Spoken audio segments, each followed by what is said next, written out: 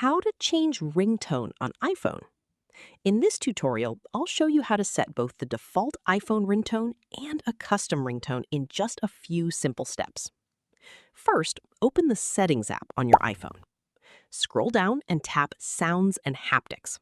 On some newer iOS versions, this option may be called Sounds and Haptics, depending on your device. Next, tap Ringtone.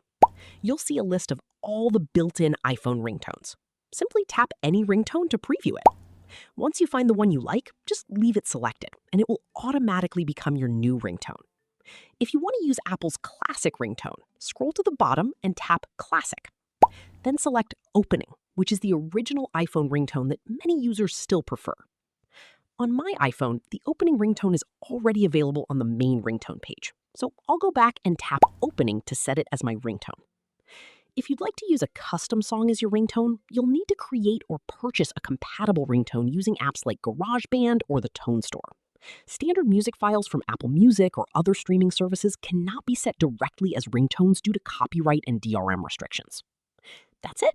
You've successfully changed your iPhone ringtone. If this tutorial helped, don't forget to like this video and subscribe for more iPhone tips, iOS tutorials, and customization guides.